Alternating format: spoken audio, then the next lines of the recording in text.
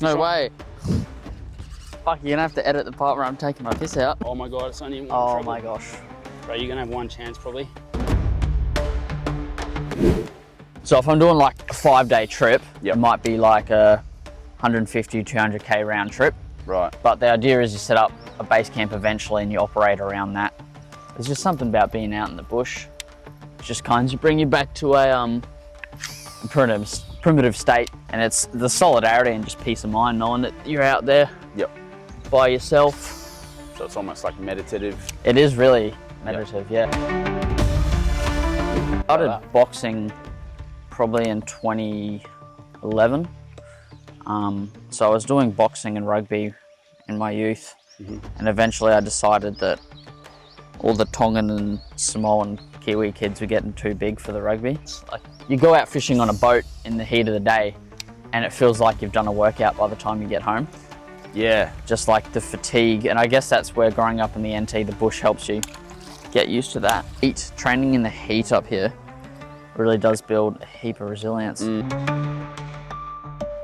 We're coming back from Arnhem Land across the crossing. We've just gone straight down and headed through. Yep. And it really didn't take us long. We were probably about 3/4 of the way across. The water starts getting high. We're like, ooh, and all of a sudden water starts coming up like over the bonnet. G'day everyone. Thanks for joining us on the One More podcast. We're at the mighty Adelaide River today. River itself is in really good nick. Water's dropped a bit more than maybe I was expecting. It's a little bit dirtier than I would have liked, but that's all right. Hopefully we can get amongst a fish or two in the limited time we have. Today joining me is Tom Hunt. Tom, thanks for being with us. No worries, pleasure. What are we hoping to do today, Tom? Catch some barramundi and have a chat, more or less, yeah. Awesome. Give a bit of a breakdown, hopefully catch some fish. Yeah, all right, mate. Well, let's get into it. Yeah. So are you a Territorian by birth? Are you a local boy? So, not by birth. I was born in Proserpine, North Queensland. Yep. Ventured to Tassie, and when I was around 6 years old, family moved to the NT. So, Yep. Local by heart. I've done all my schooling here, so Yeah. pretty much as local as it gets. Been out in the bush. There's a few mozzies kicking around. Yeah, there's plenty, eh? They're friendly this morning. Yeah. Yeah, I've done territory stuff my whole life. All my schooling here, all my adventures. So, Yep. yeah, as local as it comes. Well, what brought you up to the Territory in the first place? I mean, it was obviously you were fairly young. Was you just with the family? Were they coming up? Yeah, for work, yeah. Yep. Family came up for work opportunity. Had a few relatives up here already. But it's a polar opposite to Tasmania, as you can imagine. The climate adjustment was pretty real, but Yeah. I can't honestly remember the climate adjustment. I was running around Tassie Yep. as a kid with no clothes on and You're probably doing the frost same mornings. Up in, Yeah, same yeah. up in the Territory. Yeah, that's right. Yeah. So what is it about the Territory that you like, mate? Like, do you like getting amongst the outdoors? Do you like camping, fishing? Yeah, that sort of pretty thing? much the beauty of this place is you only have to go 30 minutes out of town and you're in the bush. Yep. There's a remoteness in the culture, the people. I guess because I've grown up with the bush here, it just feels like I'm at home when I'm out on country. Yep. Did you go out camping with your old man or your Yeah, your I mean, mum, we're dad, out hunting nearly every weekend, whether it was down Douglas Daly or just out at the Shoal Bay Reserve, anywhere we really could get to. Yep. Been out to Arnhem Land a fair bit, both with my family and just friends and that. So I've travelled around and hunted more or less the whole NT. I've been down towards the Victoria River on some stations down that way, bordering WA. So I've seen all the kind of landscapes. Territory has to offer. Yeah, which the Territory has to offer, which is quite a few. Like people go out to Kakadu and they think that's what there is, but there's right now we're in the Adelaide River and we've got a whole different kind of floodplain than you have over around Kakadu. So Yep. yeah. So you must have some stories from out that way. Like, you must have run into like some buffs and bloody crocs and. Yeah, I mean, there's too sort of many stuff. close calls, isn't there? Like, even simple ones like Cahill's Crossing, we used to go across into Coburg with some TOs. Yep. And my friend and I have crossed the crossing at some questionable times. We're coming back from a trip actually, and we had a little Ford Escape, which, you know, by all means isn't your go-to four-wheel drive vehicle for the NT, but Sure. but the locals recommend it. So we're coming back from Arnhem Land across the crossing, and the water was fairly high, but we at the time, I don't know, we were just maybe a bit sleep deprived, and there was all these Land Cruisers and stuff pulled up on the side of the crossing, and we've just gone straight down and headed through. Yep. And it really didn't take us long. We were probably about, you know, 3/4 of the way across. The water starts getting high. We're like, ooh, and there's this one big rapid which seems to flow in. And mind you, the water was coming in. Like the tide was coming in as well, so Yep. it was a bit trickier. Yeah, I got the drone up. Nah. Nothing yet. We've only been fishing for 5-10 minutes. Oh, I'm trying to... There's not a lot on the sounder either.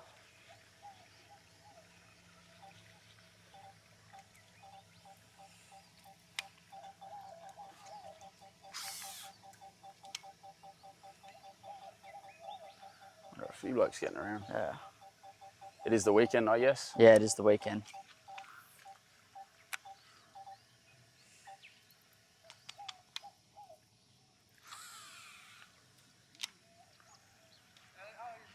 Very good. How are you?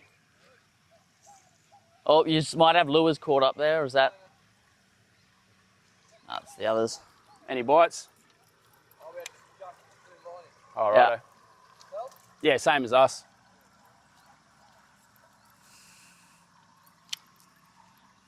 Yeah, but to continue that story, we got about 3/4 of the way across, and then all of a sudden water starts coming up like over the bonnet, and we're like, oh no, there actually wasn't a word said between us. We both rolled down the windows and we were sitting there in dead silence, and the car started to slow, the back started to like drift off, and we're just dead silent, and then we just peaked it up. Mind you, there was probably like 200 full stack with the new lookout there. Right. 200 tourists watching us go So across in this tiny Ford Escape. Had an audience. Yeah, we had an audience. So if we died, we would have been on the front page of the NT News. But we didn't. Made it through. Yeah, and ever since that moment, you know, we vowed never to do something that's stupid again. Yeah, well, I guess in the territory, like, there's danger around every corner, isn't there? Well, If you're not most of the prepared. people that get eaten by crocs are locals, you know. It's Yep. not tourists. It's people who get too complacent Yep, 100%. with the environment. And, you know, that's the big thing if you're out hunting or just getting around waterways up here, is you're safe on the land, more or less. But in or close to the water's edge, that's where the trouble really is. Yep. And there's stories of crocs, you know, sneaking up behind people on banks as well. So we've found crocs in completely dry riverbeds that have been, you know, they haven't caught the wet season rain out. Mm-hmm. So they'll sit there for who knows how long, or they'll just move across country. And they can sort of slow their metabolisms down and everything, can't they? yeah, they Just to can slow hang everything around for a down. while. They can drop their heart rate. Yeah, pretty amazing, bloody Yeah. survival mechanism. You'd think they're dead, but they're just sitting there, just surviving. Yeah. Yeah, so I mean, crocs are cunning. We've just seen a couple Drifting. nearby us, just down the way here, and they're pretty wary of humans. But you wouldn't want to, you know, give them half a chance, would you? Yeah, no, I mean, we've been hunting pigs before, and we've had a pig jump in the water to essentially try escape us, and the pig has disappeared. Never to be seen again. Yeah, I mean, we saw a splash in the water and we were looking for it, and pig had went under. There's obviously a croc waiting for it. And people, like, they'll sit under banks and stuff as well. So just because you can't see them on the edge necessarily or in the water Doesn't mean they're not. doesn't mean they're not sitting under a bank. And a lot of those banks can have air pockets under them as well. Yep. So you can be fishing a spot or working around a piece of country, a river system for a week, and you go, oh, there's no saltwater crocs here. But that croc's just been hibernating under a bank. It's got an air pocket in there. So when you go out bush, do you like spend a bit of time out there, or is it just sort of day trips, or like what do you sort of... Anything with family is kind of lodge, we call it glamping. Yep. Station base, you got a aircon and stuff. when it's either just myself on solos or mates, it's usually pretty rough in it. So, I'm doing a solo in a few days from now, and that'll be, 5-6 days just with the backpack. Hunting, fishing equipment, and yeah, I mean, you plan out your trip, have a few base camps, try to follow a water source, but the ideal time to be out in any location, it'll take you 3-4 days just to figure out where everything is moving, animal-wise around the area, where the fish are. Yep. Takes a little bit to get used to the geography, and it changes so much between the seasons as well. Yep. This time of year, I've still got heaps of water around, so everything's dispersed. The animals don't need to congregate in one location. So it just makes it, a bit more sporadic and random where you find stuff. So talk us through like the rationale for wanting to do something like this. So like tell us about solo missions. So that just means you go out by myself. So I get dropped off, by vehicle or chopper, and then in the middle of essentially nowhere or close to it, and then put in. So if I'm doing like a 5-day trip, Yep. It might be like a 150, 200k round trip, depending on what I do. So you base in, walk in 15, 20k, set up a base camp for the day, restock your water, and then operate out of that base camp for a day or two, and then move on to another base camp. Depends what you want to do. If you've got to pump down a fair way to get to like a landmark that you want to see or haven't been before, then it might be a few days just worth of walking. Right. But the idea is you set up a base camp eventually and you operate around that. So you'll poke out, 5-10k a day from the base camp, and then come back there at night time, obviously, to have a nap and wake up in the morning. And I guess there's just something about being out in the bush, which just kind of bring you back to a primitive state. Like you have all these problems in town, like, taxes, work, all these kind of stresses things. of life. Yeah, the stresses of life. Paying rent, paying a mortgage. Relationships, Yep. with, not just like your partner or something, but just people in general. Humans, yeah. Sometimes you want to get away from them. Sure. And it's the solidarity and just peace of mind knowing that you're out there Yep. by yourself. So it's almost like meditative. It is really meditative, yeah. Because there's a lot of time where, you're in town when you're bored. It's like bored eating is a big thing. Yep. But if you're out bushing, I mean, you have so many rations with you. You want to keep them for when you actually need them. So you can't just be bored and eat all your food. If you're gonna be bored and try eat your food, you got to work for it. Yeah. Yep. You got to work for it. You got to fish the creek. You got to go out, try to get a pig or something or a buffalo, and there's a bit of work involved with all that too. What do you think society could like learn a bit from? Yeah, I do think there's a skill to being alone, and not just being alone, like sitting in your room being alone, but having to face the elements themselves. And don't get me wrong, it's not for everyone, but there probably is an opening business-wise to have, I mean, you see it in other countries like Thailand and Mexico and South America. They have these mental health resorts. People go and become monks, you know what I mean? They shave their head and wear robes. It's like, you might not even have to go to that extreme, but to be given like a 3-day course on survival in the wilderness and then go out for 3 days on your own and experience it for yourself, it might actually give people a bit of gratitude for, what it's really like to be a human and be alive, because we're very sheltered and enclosed in this culture and society. Yeah, I think it'd be good for people to really appreciate civilization. Yeah, I mean, you go down to the shop and you get all your food. Yeah. And I'm not saying that a society on a large scale has to go hunt for their food. We couldn't do that. Well, it's not. 25 million people, but I feel like there's a calling which people go out bush and experience nature. There's something which we're connected to about it. like to say we're on country and we have a connection with the land. If you're born here, you'll have that connection if you grow up in that environment. It's certain smells, it's feelings. Like just coming out here this morning on the boat, there's the smells of the bush and the trees. Oh, Little touch. had a hit, yeah. That's the way. We say that there's potentially a business opportunity. Is that something that you'd ever consider doing? Like, is like running 100%. retreats for Yeah. I maybe mean, troubled kids or... yeah, I mean, a lot of that goes on already. The thing is more or less access to land. Right.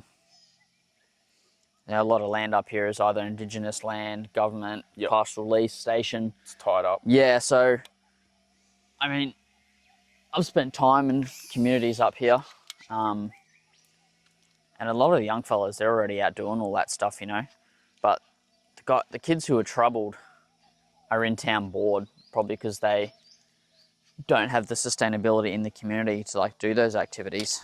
Yep. So even if you had some kind of education system for, I know that you do grow up in the bush and you learn from your own experiences, but to have people teaching you out there as well on top of that might keep a lot of the kids who are causing trouble in town in the communities themselves. Yep. And having spent time out there with them doing some pretty crazy reckless things out in the bush, a bit of education might help as well. Yeah, for sure. I think education is like a huge part of it. Getting kids to school is like always a battle in the territory. Yeah. Got pretty low attendance rates and that sort of thing. So yeah, I mean, I'm one who struggled in school with just keeping attention. I like to be out moving. Yeah, right. I pace a lot, whether that's a sign of ADHD or something, I don't know, but sitting still. I'll sit still when I need to hunt an animal or go fishing, but other than that, it's hard to keep me sitting still. Yeah, you like to be busy. Yeah. Well, I mean, I think the same could be said for a lot of young men. We're probably Definitely. trying to keep kids like locked in a school chair. I mean, it's good getting kids to school, like we were just saying, but like there has to be the right balance. Yeah, I definitely between agree. like play and learning, instead of just locking kids in a chair for 6-7 hours and expecting them to learn. Like young men have a lot of testosterone and they just want to... And even the ability for people to have access to, if they want to go do a solo by themselves, they should be able to have land which they can go do it on, because you're so limited just by what's available. Yep. You have to usually, it's who you know, especially in the Northern Territory, but generally anywhere these days is who you know to get access to do that. Yep. It's not what you know, it's who you know. Yeah. I mean, the opportunities which I've had are very rare. Yeah. Well, I think that's the beauty of the territory, isn't it? Is like that you can get amazing opportunities that you're probably not going to get anywhere else. Elsewhere. I mean, it goes both ways. Like, on the eastern seaboard, there's a lot going on, but like there's a lot of competition for jobs and that sort of thing. So it's a bit of a double-edged sword, I guess. No, you're correct. But what else have you done? Like, you're, how old are you?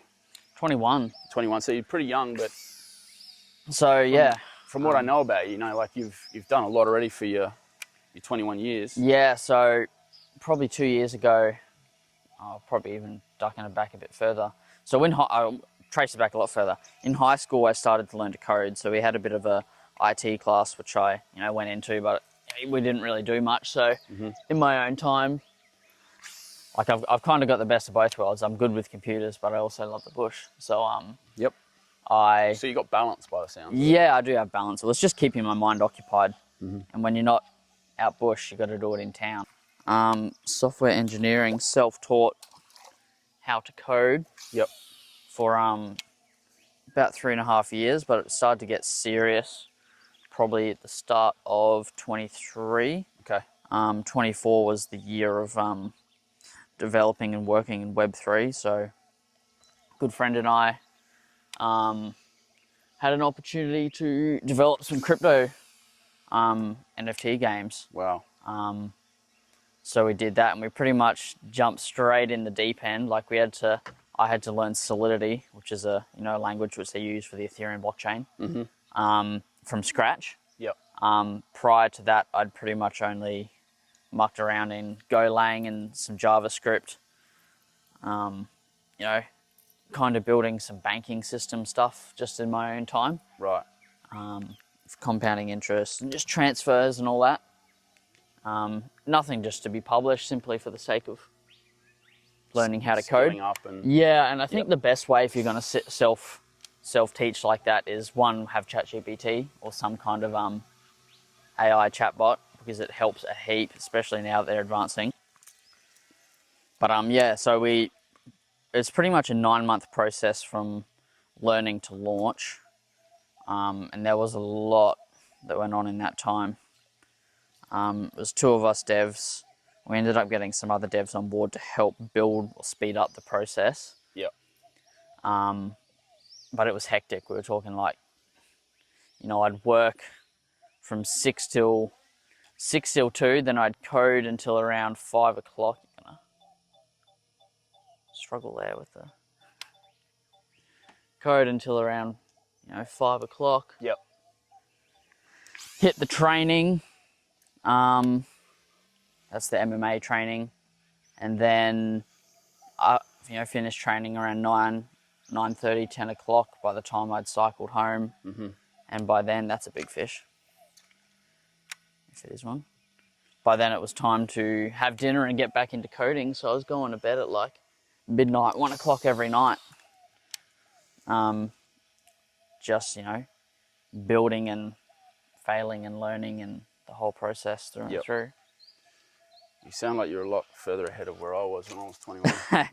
Yeah, I mean, it's pretty slack. I say the bush is a big reason for that, just because I had to learn to survive, and you kind of learn what the essentials are fairly quickly. You learn a lot of lessons when you're starving and dehydrated. Put it that way. You figure out what your priorities are in life. Yeah, perspective changes pretty quickly. Yeah, 100%. Yeah, I was very much a city boy that probably didn't know how good he had it most of the time. Yeah, and there's nothing wrong with that, but people should have the opportunity to get out and do the things which I've done, because, man, one of my favourite things is that a fish? I think so. Joking.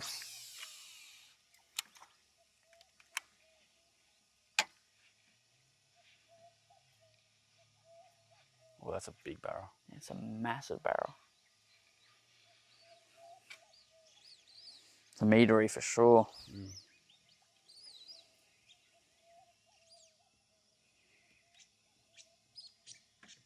Whistling ducks.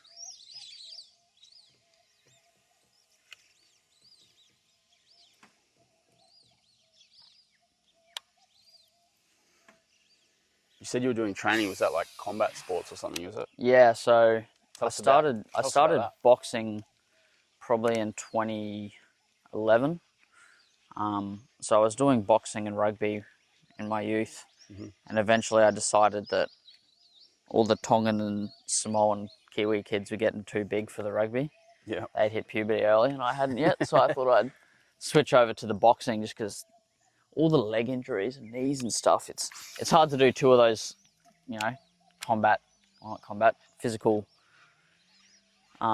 sports at the same time, just wear your body down. So I switched to boxing, and did that for a long time. Then in 2019, with COVID coming about, the gym shut, and then never reopened. So did you sort of do your own training from then on? There was a few years where I was just hitting the normal gym, and then eventually I came across one of my old coaches in the shops, of all things. And he said, yeah, look, I know another fella who's starting up another gym, and it was an MMA gym. And I'd wanted to do MMA for a long time, but really hadn't had the opportunity up in the NT. So I said, sweet, I'll go help set up the gym, because they were just putting it in at the time. Yep. Went along, and then made a good relationship with the team and the coach family all there, and for the last 5 years that's been my dwelling. So learning the Brazilian Jiu-Jitsu, the wrestling, the Muay Thai and kickboxing stuff through there. Yep. Because I'd boxed for a long time, I had that kind of the fundamentals and framework down to build on. So after that it was just me applying the new learning, more or less. And it's a hard sport to keep consistent at. Yeah, I imagine the bloody training is just unbelievably grueling. Yeah, it is. And like you'd have to have pretty mentally strong just to even keep training.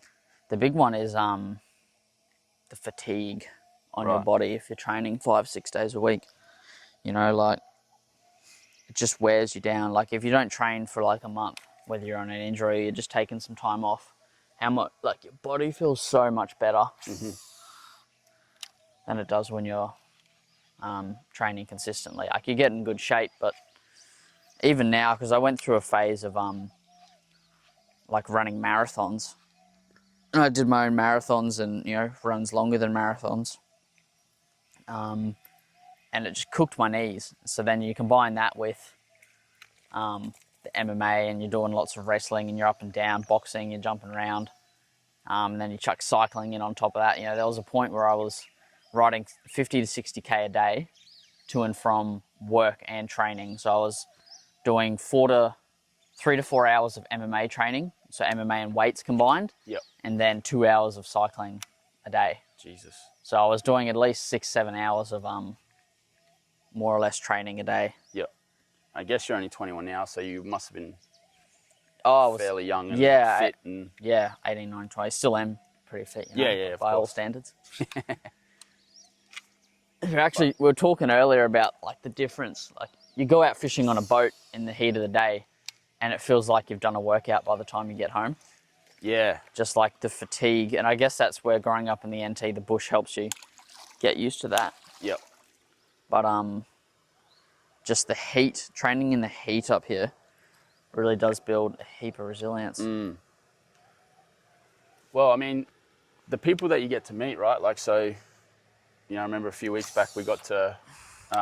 Josh Barnett. Well, Josh Barnett. I got to take him out on my boat with you.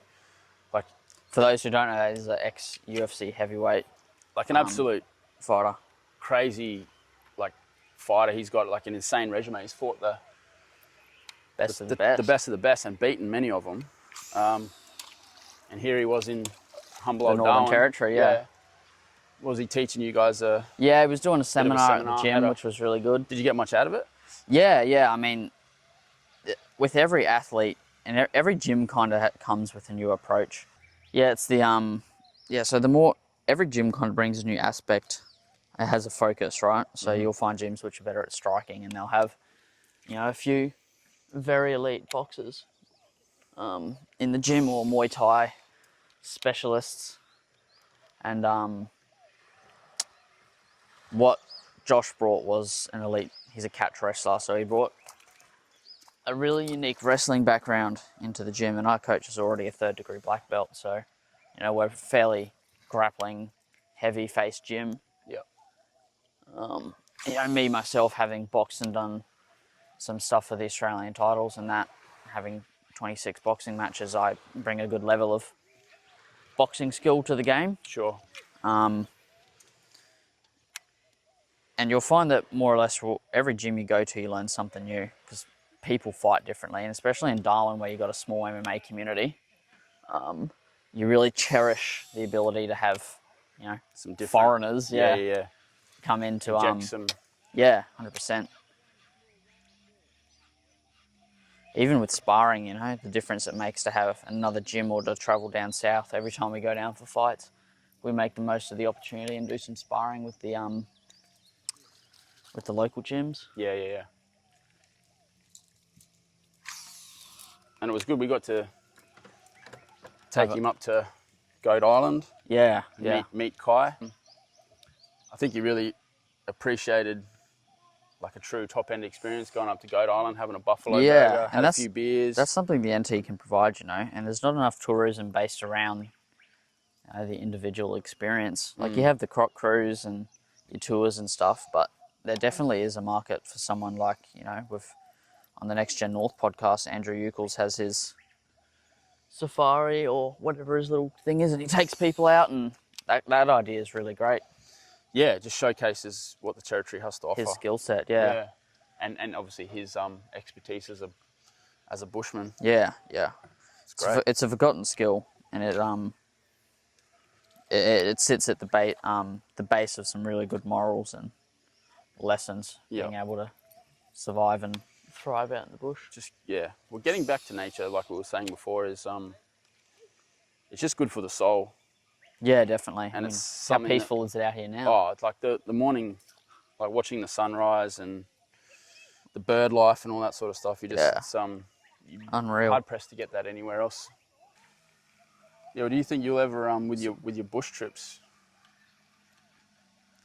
Do you take a camera out there and Yeah, so the plan is for this one coming up to I mean, this was my problem. I'd always had these great experiences and I'd never recorded any of them. Yep. And we've done some pretty wild stuff. Just some cool stuff as well. You know, places you find, you know, hidden waterfalls, talking close calls with crocs and buffalo and, you know, sunset, stuff like that, scenery. Just experiences that, you know, people, I think there's a market for. Yep. People obviously love it. But, you know, they're hard pressed to get out and do it.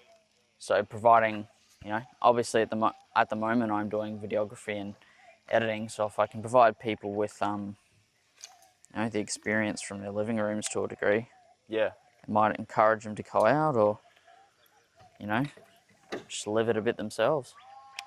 well, it seems like anything with a crocodile goes well. So yeah, so you're looking to like create your own YouTube channel or yeah. get into the social media space a bit more? Definitely both of those. Yep. Since working with the video editing, you know, I'm comfortable enough now where I think I can pump out some pretty, that's definitely a big fish. That's a big fish.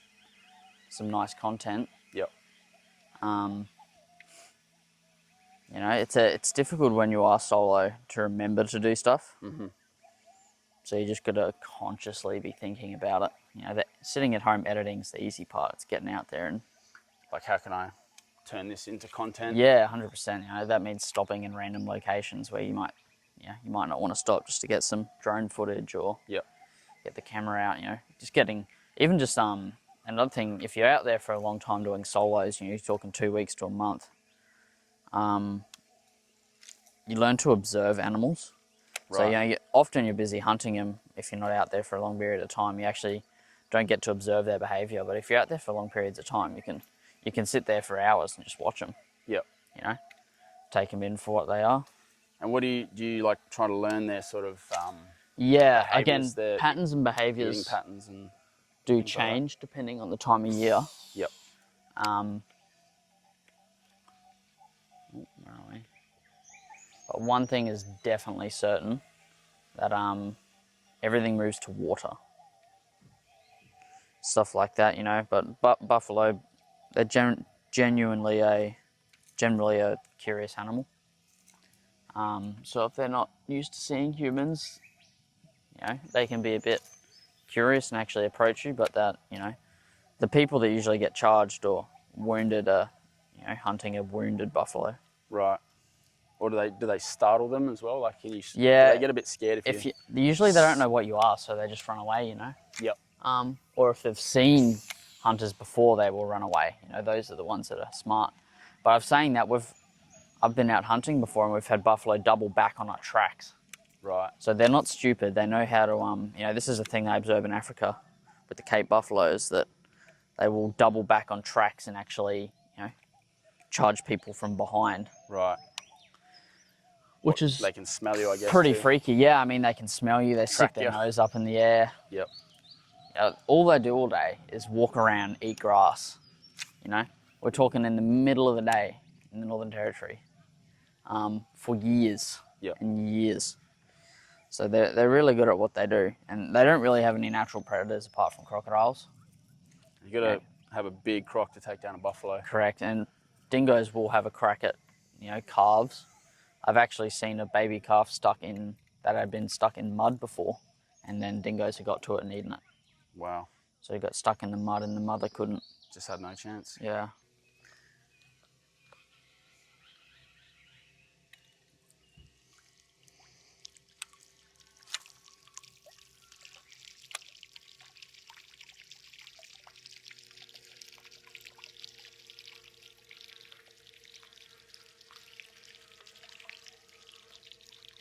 Yep.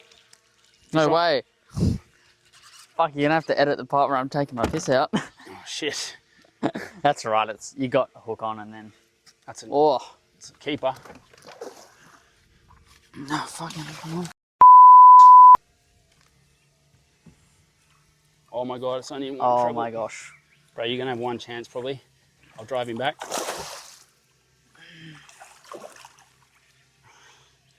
Get it in the water, and I'll just guide him back. He's gonna come in.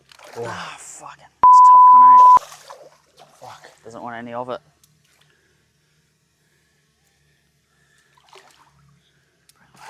Hang on. Still got a bit of fight in him. All right, you're going to see your chance. This is your chance to get in the water. Yeah. Well done. Fuck yeah. Well done. Good Nice. stuff, Stu. All right.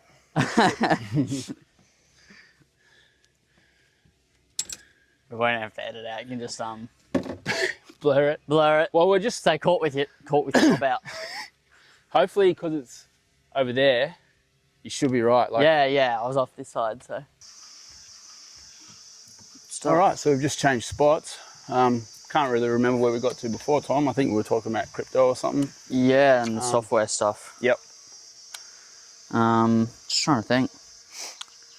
What do you see yourself getting back into it? Because it seems like you've sort of had a bit of a hiatus. Is that sort of how you see it? I mean, I've still got all the skills, and I have done some freelance and have the ability to freelance, but it is a tough game. Yep. Especially from a developer side, like you can try, and ultimately, like, cost does come into it. If you're deving on your own, it's a hard job. You know, if you work with a team of 3, you make mistakes at 3 times the rate, so you learn 3 times faster, essentially. Yep. You're on your own, it can take you 3 times longer to complete said project or just learn in general by yourself. And then, if you want to start paying for a team, unless they're your mates who are in on it, Yep. you got to cash out. Yeah, and it's not cheap. Like the average software engineers, you're talking about 8 to 10 grand a month US. Wow. So yeah, it's a lot of money because depending on the work they're doing, but that's what most of them will charge, at least the decent ones. Yep. So there's like seems like there's a lot of barriers to it. Yeah, there's just the risk components like really large, and it's such a competitive game because there's so many projects, so many. We developed in the space of like Web3 NFT stuff. Yeah. And the NFT run was really 2021. That was the bull run, but everything has a slight boost in a bull run in a cycle, but NFTs just weren't at this cycle. Yeah. I doubt they will ever make a full recovery. There was meme coins this cycle, thanks to Pump Fun, which is essentially like a platform which allows anyone to create a meme coin in like a few clicks of a button. Right. Rather than actually going through the Solana Rust code and building it, which you can still do, but you can just do it at a few clicks of a button, and that essentially was this cycle. But no, going back to building in crypto is if I can find the funding and come up with an idea, sure. So there is still... It's still definitely doable. Yeah, there's definitely heaps of utility to it. Again, it's such a versatile space. Whatever you can kind of imagine, you can build. Yep. You just need a good team and a good work ethic. And a good idea. And yeah, I mean, one of the most expensive things is, developers and audits. Like getting a project audited can cost $30,000.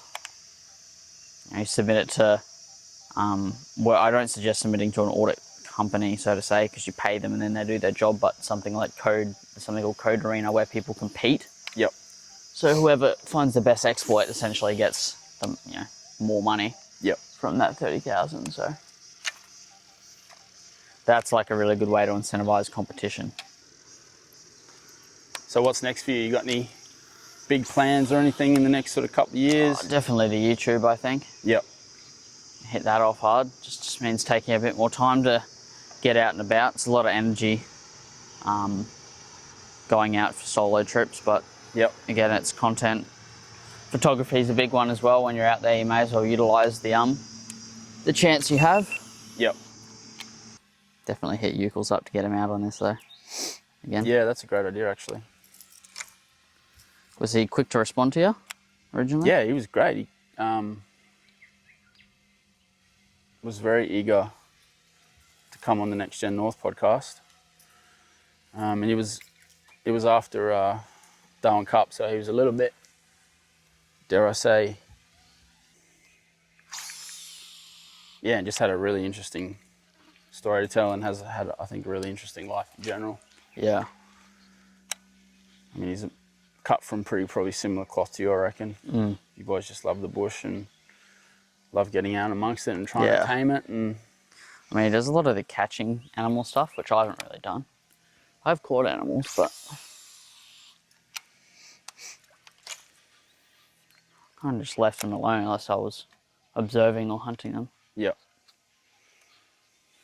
Caught a few wallabies and barehanded and pigs barehanded type of thing though. yeah, he's almost in like that Steve Irwin mold of Yeah. like informative, kind of teaching people about wild animals. And Yeah. the role that they play. There in is the a food trip chain. I'd love to do, which is like across Arnhem like him, Yeah, or through those Kakadu escarpments. Because I reckon if there's a place where there is thylacine still, it's in those escarpments. so were they in the north? Were they? Yeah, Thylacine? there's out at Ubiere in that area. There's paintings of them. Yeah, right.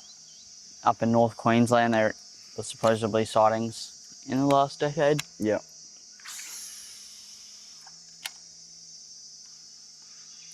And there's photos that get around, but it's hard to tell if it's a mange fox or whether it's a thylacine. Okay. But there's some pretty, how you go on photos of, it could be, it couldn't be. Yeah. But the main reason for their extinction was ultimately the being outcompeted by the wild dog dingo. What, it wasn't hunting? Well, it was hunting. It definitely put the pressure on, but their numbers would have deteriorated greatly just from the dingoes. Okay. Because thylacines, from what I understand, had much smaller groups and packs. Yep. Like more of a individual sort of. Yeah. Yeah, from what I've read anyway. And that when the dingo came over from, Papua or Indonesia, whoever it came with, the moccasins or whatever, Yep. 4,000 or 5,000 years ago, that just a better hunting animal than the thylacine, better reproduction. Obviously being a marsupial, the reproduction's a bit more complex. Right.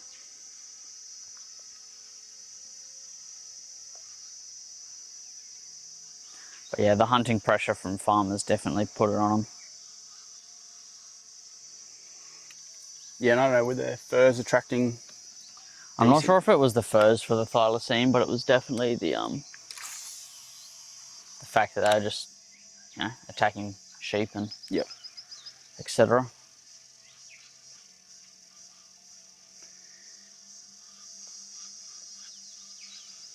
But there's so much untouched land in that Kakadu escarpment. To walk the systems in there would just be insane. You'd have to do it in the dry. Yeah, the rock art and. Yeah, rock art, just the rock features themselves. Yeah.